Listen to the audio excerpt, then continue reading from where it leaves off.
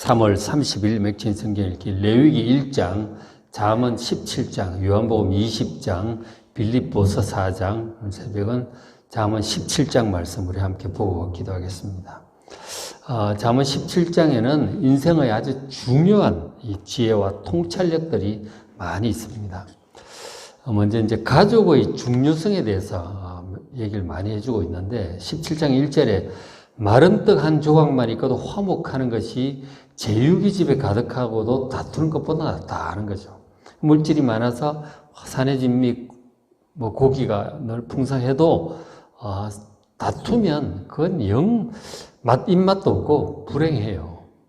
마른 떡 한 조각밖에 없을지라도 가난할지라도 식구들이 서로 화목하는 것이 훨씬 좋다 하는 거죠.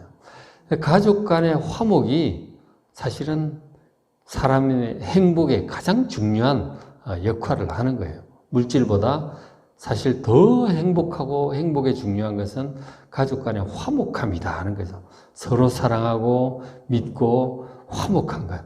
이것이 행복의 첫째다 하는 거예요. 물질보다 더 중요합니다. 그래서 이제 우리 보면은 젊은 사람들도 가정을 결혼하고 이렇게 세워 나갈 때 이 돈을 어떻게 많이 벌까? 여기 전부 이제 몰두를 하는 거죠. 근데 그러다가 일을 하느라고 이 서로 이제 돌보지 않고 가족 간에 소홀하고 가족 간에 멀어지는 거죠. 멀어지다 보면 이제 화목하지 못하게 되는 거예요. 서로 사랑하고 가깝고 좋아하고 이래야 화목하지. 가족 간에 서로 화목을 위해서 돈 버는 것 이상으로 신경을 써야 되는 거죠. 노력을 해야 되는 거죠. 그래야 행복하게 살 수가 있다는 거죠. 가족의 화목은 행복의 어떤가는 조건이 되는 거죠. 그 얘기를 해주고 있습니다.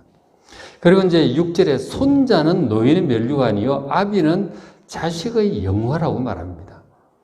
손자가 노인의 면류관이에요. 나이가 들어서 이제 노인이 되고 이랬을 때 손자, 손녀들이 태어나잖아요. 그 아이들이 그 할아버지, 할머니의 면류관이다. 큰 기쁨이 되는 거죠. 그리고 또 한편으로 아버지는 자식의 영화입니다. 그러니까 자녀들 입장에서 아버지라고 하는 것은 정말 영화로운 존재인 거죠. 아버지가 잘 세워지면 자녀들이 영광을 같이 입는 거죠. 그렇죠? 그러니까 이 가족이 서로 면류관이 되고 영광이 되는 거예요. 가족이 잘 세워져 가는 것, 한 사람 한 사람 잘 세워져 가는 것, 그러면 모든 가족이 영광이 되잖아요. 그죠? 자녀들이 잘 세워져 가면 어른들의 영광이 되는 거죠. 서로 그렇게 되는 거예요. 그러니까 가족들이 한 사람 한 사람 잘 세워져 갈 수 있도록 우리가 기도하고 마음을 쓰고 뒷받침도 하고 노력도 하는 거죠. 그러니까 애들이 잘 세워져 가면 그 얼마나 어른들의 기쁨이 돼요. 큰 기쁨이 되는 거예요. 근데 반대로 그 밑에 25절 보면은 끝에 미련한 아들은 그 아비의 근심이 되고 어미의 고통이 된다고 말합니다. 이 자녀가 잘못 이렇게 정말 지혜롭지 못하고 미련하게 행하면은 그 이제 온 가족들의 큰 근심이 되는 거죠. 그러니까 이 가족은 정말 하나로 운명 공동체로 묶여져 있는 거죠. 그러니까 가족들이 잘 될 수 있도록 서로 보살피고 섬기고 기도해주고 도와야 되는 거죠. 그 면류관이 되고 영광이 돼야지 근심이 되면 되겠습니까? 그 믿음으로 신앙으로 잘 키울 수 있도록 기도하고 애를 써야 되고 같이 애쓰고 기도하고 그렇게 해서 믿음 안에서 지혜롭게 잘 성장해 나가면 모두에게 큰 기쁨과 영광이 되는 것이죠. 그리고 이제 17절에 보면 형제는 그 위급한 때를 위하여 낫다고 말씀을 해주고 있어요. 그러니까 형제들이 있잖아요. 이제 가장 위급할 때 서로 이제 최후의 도움이 되는 게 사실 형제가 되는 거죠. 가족이 얼마나 중요한지 몰라. 인생의 행복에 있어서 가족이라고 하는 것은 참 가장 중요한 요인이 되는 것임을 말씀을 해주고 있어요. 그러니까 자기 가족을 참 귀하게 여기시고, 서로 기도하고 함께 세워나가는 아름다운 행복의 가정이 될 수 있도록 노력해야 되는 거죠. 저절로 되지 않는다 하는 거죠. 많은 마음을 들이고 노력해서 가족을 함께 행복하게 세워져 갈 수 있도록 서로 도와가면서 그런 가정을 세워가는 여러분 되시기를 바랍니다. 그 다음에 이제 말에 대해서 이제 많은 교훈을 해주고 있어요. 잠언이 말에 대해서 17장 7절 지나친 말을 하는 것도 합당치 않죠. 존귀한 자에게 합당치 않은데 하물며 거짓말을 하는 것이 존귀한 자에게 합당하겠느냐 그렇게 말을 합니다. 여기 지나친 말, 거짓말 이런 것들은 참 안 좋은 거예요. 상당히 지위가 있고 나름대로 이제 존귀한 사람인데 이런 지나친 말, 거짓말을 혹시 한다. 그 나중에 탄로가 났다. 그럼 정말 체면 구기는 거고 평판이 바닥에 떨어지는 거예요. 한순간에 그렇게 될 수 있습니다. 그러니까 그 사회적인 지위라든가 그 입장이 있잖아요. 그런데 우리가 실수로 이제 지나친 말을 할 수도 있는데 거짓말 같은 경우는 유혹이 오죠. 어떤 그 상황을 모면하고 싶어서 거짓말을 하게 될 때가 있는 거죠. 근데 한번 거짓말하면은 그걸 이제 거짓말을 인정하기 싫으면 계속 거짓말을 붙이게 되죠. 그 유혹이죠. 한번 잘못 시작하면은 계속 거짓말을 낳게 돼요. 근데 그 정말 사회적인 지위라든가 역할이라든가 보통 다들 보는 이미지가 있는데 나중에 탄로 날 경우는 그냥 끝장나는 거죠. 평판이 바닥에 떨어지면은 끝나는 거라고요. 그러니까 그 유혹을 이제 잘 뿌리쳐야 되는 거예요. 거짓말에 대한 유혹이 늘 있단 말이에요. 한번 실수든지 모면하고 싶어서 거짓말을 했다가 그거 존귀한 자일수록 더 그렇죠. 그걸 인정할 수 없잖아요. 그 거짓말이 커지다가 드러나면 이제 참 험악하게 되는 거죠. 그래서 참 조심해야 된다 하는 거죠. 9절에 허물을 덮어주는 자는 사랑을 구하는 자요. 그것을 거듭 말하는 자는 친한 것을 이간하는 자다 하는 거죠.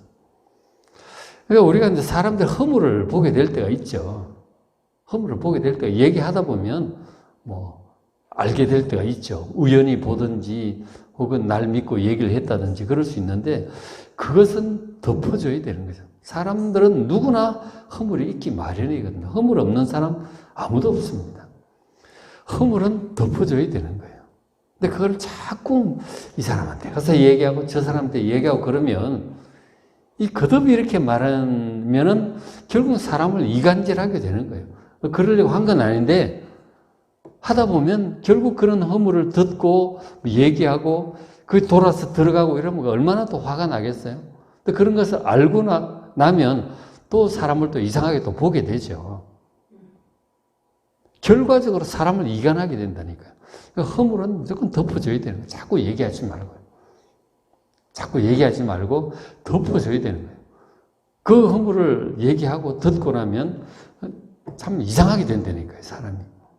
이미지가 이상하게 되니까 허물을 여러분 잘 덮어주는 것이 그게 사랑이다 하는 거죠. 근데 허물을 자꾸 이렇게 얘기를 여기저기 하게 되면 거듭 그렇게 자꾸 얘기를 하게 되면 이 사람들 사이를 자꾸 벌려놓게 되는 거죠. 안 좋다 하는 거죠. 그 다음에 28절 미련한 자라도 그의 입술을 닫으면 슬기로운 자로 여기신다고 말씀을 해요. 그러니까 이제 우리가 이제 모든 것을 다 잘할 수는 없잖아요. 잘한 건 잘하지만 모르는 것도 모르는 거예요. 어떤 부분은 지혜가 있지만 어떤 부분은 잘 모른다고요.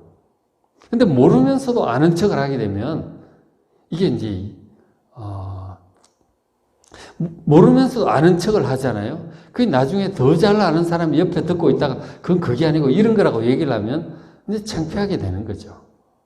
모르면은 가만히 있어야 돼요. 모르면 가만히 있어야 되는 거예요. 우리가 모든 걸 잘할 수는 없잖아요.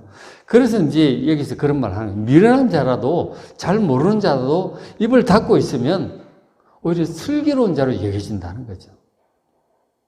그러니까 우리나라 말에 그런 말은 그러니까 가만히 있으면 2등은 한다 그러잖아요. 가만히 있으면 2등은 해요. 모르면서 아는 척을 했다가 나중에 더 잘 아는 사람이 사실을 얘기를 하게 되면 아주 우습게 되는 거죠. 그러니까 모르면 가만히 있어야 돼요. 모르면 가만히 있으면 2등을 한다는 거죠. 그렇죠? 굉장히 중요한 말이에요. 가만히 있으면 2등을 한다. 이 한국말이죠. 그렇죠? 미련한 자도 입술을 닫고 있으면 슬기로운 자로 여겨지게 된다는 거죠. 그러니까 우리가 피해야 될 말들을 쭉 많이 해주고 있어요. 지나친 말, 너무 지나치게 가는 거 안 좋습니다. 적당한 선에서 멈춰야 돼요. 그리고 거짓말, 그래 유혹, 모면하기 위해서 그렇게 하는데 그렇게 하지 않도록 정말 조심해야 되죠. 유혹을 물리쳐야 된다. 그리고 남의 허물을 자꾸 얘기를 하면 안 좋아요. 그는 사람을 자꾸 이상하게 만들어 이간하게 되는 결과를 가져오고 오히려 허물을 덮어주는 것이 이게 사랑이다 하는 거죠. 그리고 28절 우리가 입을 모를 때는 입을 다물고 있으면 2등은 한다. 오히려 지혜로운 자로 여겨집니다. 굉장히 중요한 말들이죠. 말의 언어 생활의 지혜를 얘기해 주고 있습니다. 그 다음에 이제 피해야 할 사람들이 있어요. 사람들 피해야 될 사람들이 있습니다. 17장 11절에 악한 자가 있는데 이 사람들은 반역만 힘써요. 이 반역이라고 하는 것은 순종의 반대, 거스른다 이 말이죠. 순종의 반대예요. 우리가 이제 대화를 해보면 그러냐라고 이렇게 긍정하고 이렇게 인정해주고 들어주고 그런 사람이 있어요. 그런가 하면은 누가 무슨 말 하면 바로 탁탁 튀는 사람이 있어요. 모든 사람 말에 다 튀어요. 그죠? 긍정을 하는 법이 없어, 보면. 얘기를 하면, 그건 그게 아니고 이러면서 막 다른 얘기를 하는 거죠. 모든 사람에게 다 그래요. 아주 습관이죠. 그런 사람을 얘기하는 거죠. 나쁜 사람이에요. 다른 사람 말을 이렇게 존중하고 잘 들어주고 인정하고 인정할 건 인정하고 잘못된 부분에 대해서는 또 조심스럽게 얘기하고 그렇게 하는 거지 누가 얘기하면 바로 탁탁 튀는 거죠. 그건 그게 아니라고 이래가면서 뭘 그렇게 잘하는지 몰라. 나쁜 사람이에요. 악한 자라니까. 악한 자에게 꼭 살인하고 뭐 도둑질하고 그런 사람 얘기하는 것이 아니고 나쁜 사람이라는 얘기예요. 남의 말을 잘 존중하고 잘 듣고 인정할 건 인정을 해야 되는데 그런 거스르는 말 그런 사람에게는 결국 잔인한 사자가 보냄을 받을 거예요. 잔인한 사자가 와서 물어간다니까. 여러분 말을 정말 잘해야 돼. 유순하게. 그 악한 자 너무 가까이 하지 마십시오. 매사에 튀는 사람들 그거 딱 보면 알잖아요. 너무 가까이 하지 마세요. 그러니까 심령이 상해요. 이상한 거 배우면은 그런 것도 배우면 안 좋습니다. 잔인한 사자가 온다니까요. 12절에 차라리 새끼 빼앗긴 암콤을 만날지언정 미련한 일을 행하는 미련한 자를 만나지 말라 하는 거죠. 이 미련한 사람들이 있어요. 이 뭐가 지혜고 뭐가 미련한 건지 잠언이 계속 얘기를 해주고 있잖아요. 특별히 잠언 앞에 뭐 한 10장부터 한 15장 정도에 보면은 지혜로운 자는 어떤 자냐? 이 공의를 따라 하나님의 말씀을 따라 가는 자가 지혜로운 자예요. 미련한 자는 하나님을 경외하지 않고 말씀을 듣지 않고 자기 고집대로 가는 거죠. 그게 미련한 자예요. 그런 미련한 자는 미련한 일을 행하죠. 참 하나님 말씀의 견지에 비추어 볼 때 저는 악한 자도 사실 미련한 자라고요. 남의 말 탁탁 다 걷어치고 미련한 자라니까. 미련한 자는 미련한 일을 행하게 되죠. 그런 사람 여러분 너무 가까이 하지 마시기 바랍니다. 너무 길게 대화하지 마세요. 그런 사람을 만나는 차라리 새끼 빼앗긴 암콤을 만나는 게 낫다는 거죠. 이 새끼 빼앗긴 암콤이 얼마나 무서운데, 그죠? 눈에 뵈는 게 없잖아요. 근데 그거보다 더 위험하다는 거죠. 미련한 일을 행하는 미련한 자. 너무 가까이 하지 마시고, 너무 많은 대화하지 마세요. 그냥 두세요. 답이 없어요, 거기는. 19절에 그 다음에 또 다툼을 좋아하는 자도 있어요. 아까 반역만 힘쓰는 그런 사람 비슷한 거죠. 다 거스르는 거예요. 권위를 인정하지 않아요. 하나님께서 세우신 질서가 있고 권위가 있잖아요. 그런 걸 전혀 인정하지 않고 자기가 제일 잘난 거죠. 이 반역만 힘쓰는 자들이죠.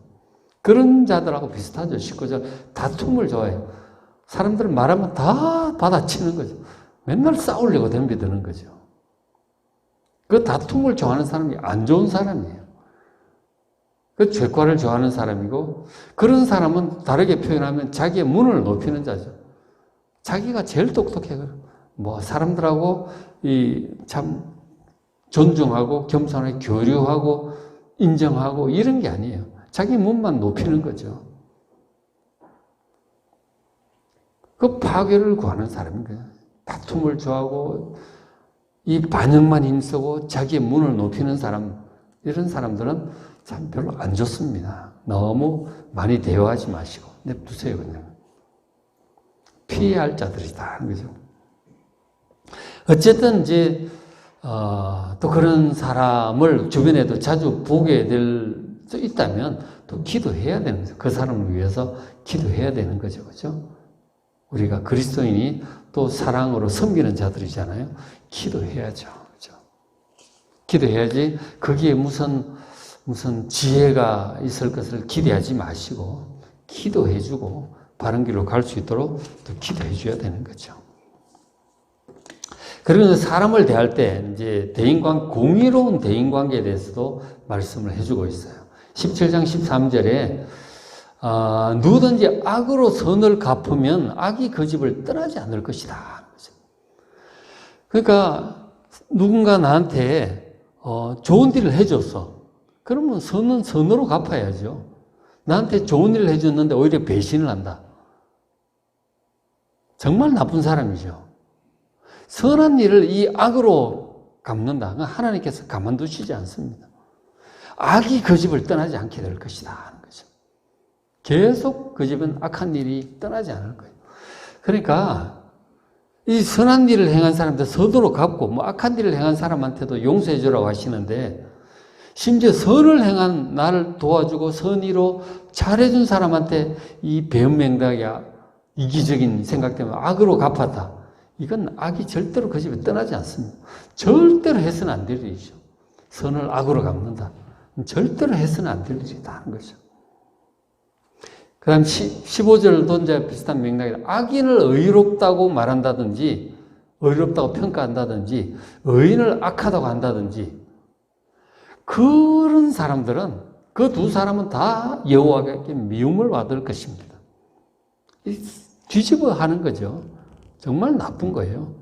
악인은 악하다고 하고 의인은 의롭다고 해야지.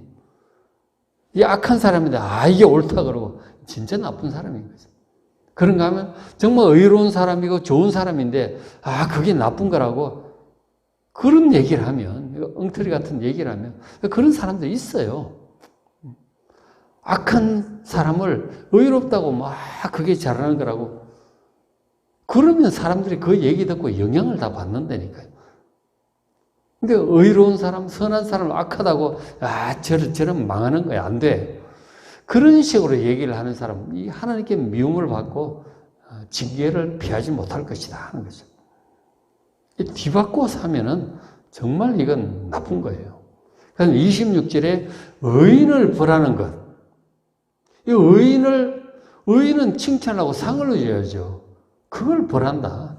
여러 가지 이유가 있겠죠. 그 사람 생각이 잘못됐든, 자기 편이 아니라서 그렇든지, 생각이 삐딱해서 그렇든지 잘 모르겠지만, 의인을 상 주지 않고 벌을 하는 그런 윗사람이 있다든지, 그 윗사람들이 이제 그럴 수 있죠. 귀인, 정말 귀한 사람이고 바른 사람인데, 그걸 정직하다고 때린다.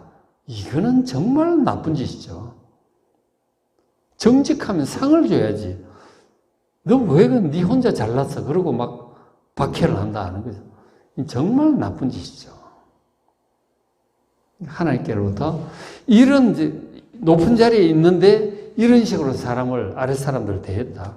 의인을 오히려 거꾸로 벌하고 정말 바른 사람, 귀인, 의로운 사람을 정직하다고 때렸다. 정말 나쁜 거예요. 하나님께서 가만두시지 않을 거예요. 그죠? 참 말이 안 되는 것 같은데 저렇게 하는 사람도 있어요. 한마디로 나쁜 사람들이죠. 그건 하나님께 미움을 받고 악이 그 집에서 떠나지 않는다는 거예요. 그렇죠? 정말 조심해야 되는 거죠. 의롭고 바르게. 그 다음에 이제, 슬기로운 자들이, 이제 슬기로운 자, 지혜로운 자, 총명한 자들 얘기를 많이 해주고 있는데 또 중요한 얘기를 해주고 있어요.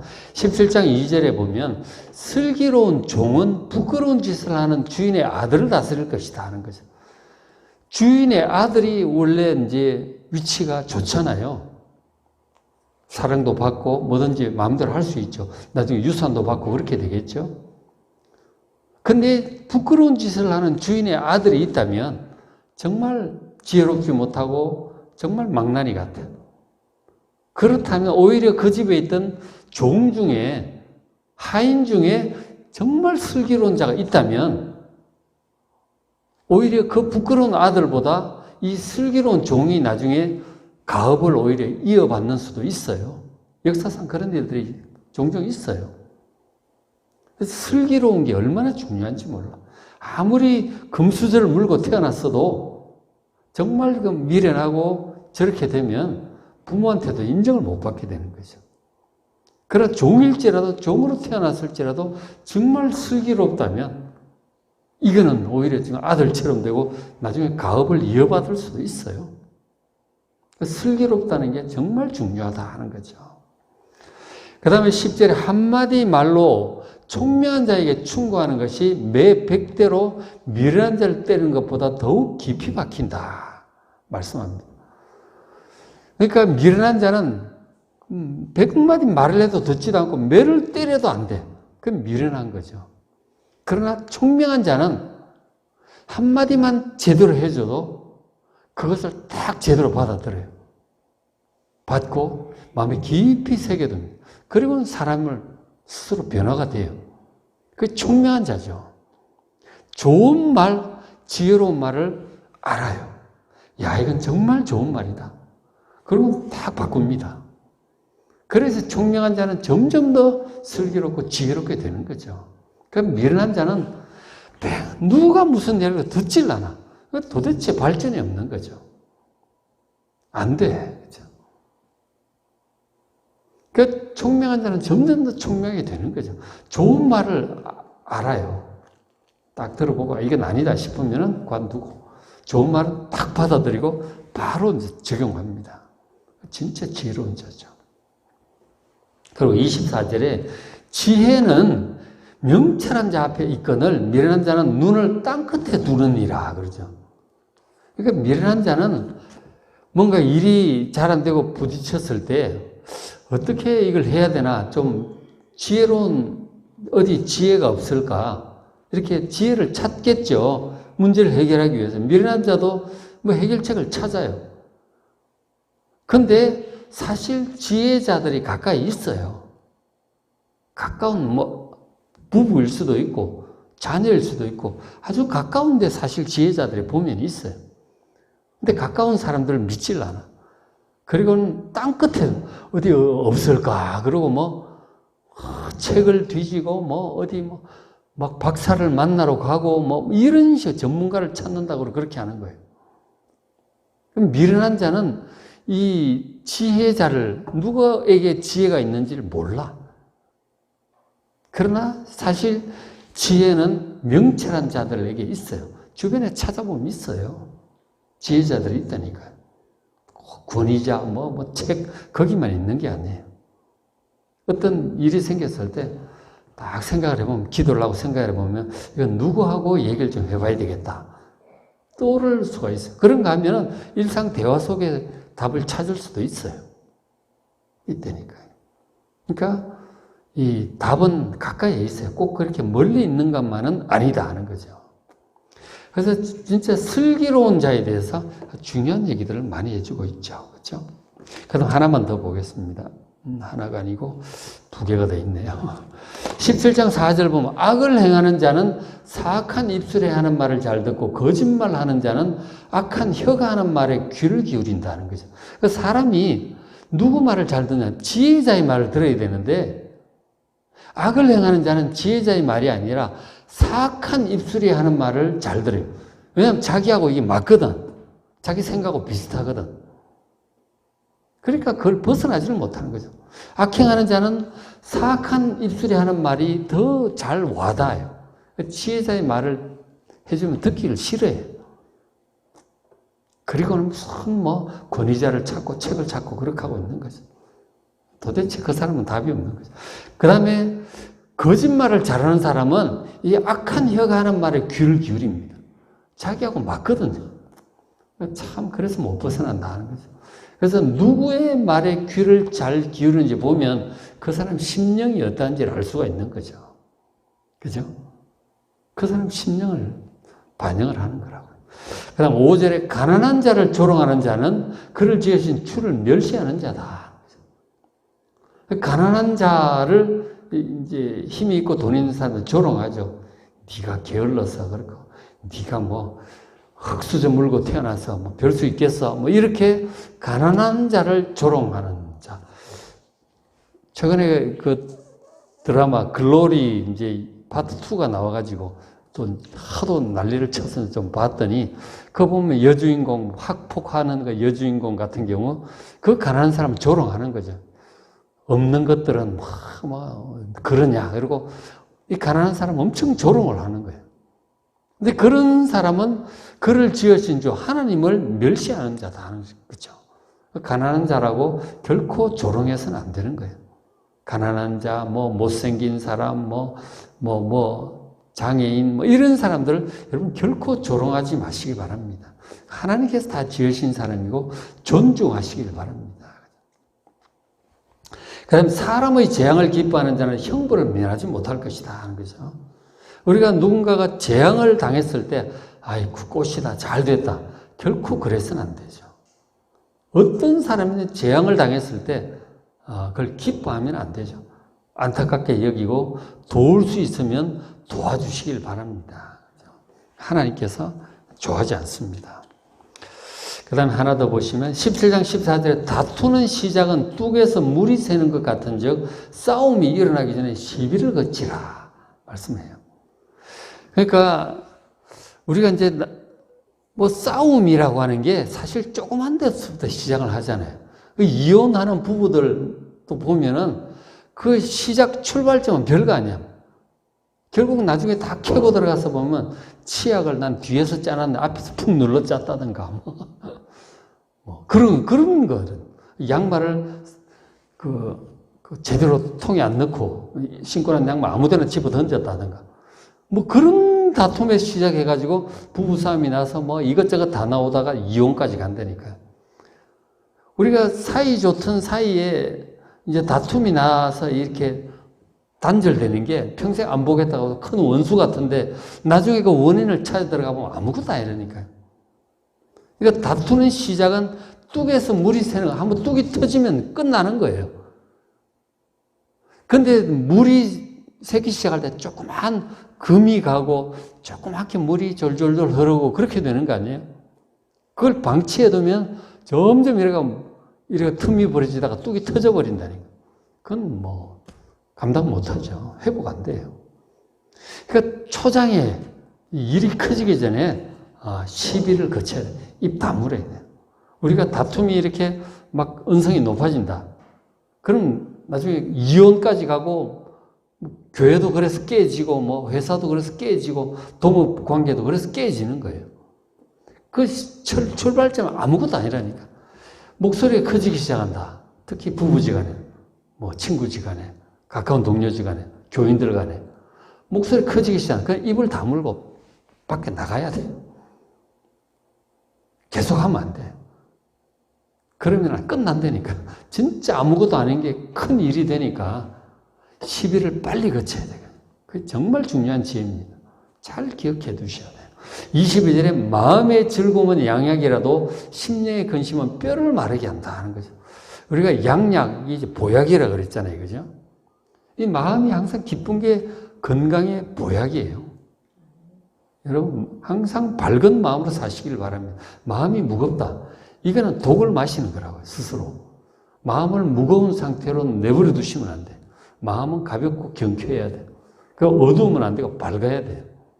괴로우면 안 되고 우울하면 안 되고 마음이 즐거워야 돼요. 근데 우리를 괴롭게 하고 무겁게 할 일들이 많잖아요. 그렇죠? 그래서 그런 것도 우리가 묵상하고 그러면서 마음은 점점 더 무거워지는 거거든요. 심령에 근심을 하잖아요. 뼈가 마른다니까요. 그 근심, 어두움, 무거움을 방치하지 마시고 이거 물리쳐야 돼요. 그거 자꾸 묵상하지 마시고 갖다 버려야 돼요. 너무 생각하지 마시고 좀 밝은 거를 보셔야 돼요. 재밌는 차라리 TV를 하나 보든지 재밌는 걸 좀 보든지 아니 산책을 좀 나갔다 오든지 유쾌한 사람과 대화를 하든지 하여간 뭐 좋아하는 꽃을 가꾸든지 밝은 거를 해야 돼요. 노력해야 돼요. 자기 마음을 잘 다스리고 잘 지켜야 된다니까요. 그건 자기밖에 못해요. 누가 하겠어요? 내 마음을 어둡게 할 것인가 밝게 할 것인가 내 마음을 무겁게 할 것인가 경쾌하게 할 것인가 즐겁게 할 것인가 우울하고 괴롭게 할 것인가 자기 마음을 자기가 다스려야지 누가 해요. 그죠? 마음이 이 근심은 뼈가 말라요. 그 마음이 즐거워야 그 보약이 된다니까. 그래야 건강하게 오래 사는 거죠. 그래서 사도 바울이 그래서 항상 기뻐하라 그러잖아요. 사도 바울이 감옥에서도 그런다니까요. 감옥에 뭐가 기쁘겠어요? 그 감옥에 있는 사람이 하는 말이에요. 우리가 지금 감옥에 있어요. 장애를 당했어요. 사업이 망했어요. 왜 그렇게 괴로워하느냐는 거죠. 잘 살펴보면 정말 감사할 일들이 많아요. 그래서 마음이 괴로울 때 그걸 치유하는 좋은 방법 중에 하나가 감사 일기를 적어보세요. 감사할 것들을 한번 좀 적어보세요. 감사할 것들이 굉장히 많아요. 사지 멀쩡한 것도 감사하시고 가족들 다 건강 감사하고 물질 있어서 굶지 않는 거 감사하고 그렇잖아요. 장애가 없는 것도 감사도 할 수도 있고 자녀들 잘 성장하는 거 감사할 일들 100가지 1000가지예요. 불행한 일들을 보고 괴로워하지 말고 감사할 일들을 자꾸 떠올리고 마음을 밝게 회복하는 여러분 되시기를 주의 이름으로 축원합니다. 노력하셔야 돼요. 저절로 안 돼요. 노력을 해야 된다니까. 그죠? 그래서 오늘 이 17장에 정말 지혜로운 말들이 많아요. 잘 마음에 품으시고 지혜롭게 의롭게 선하게 행복하게 살아가는 여러분 되시기를 주의 이름으로 축복합니다.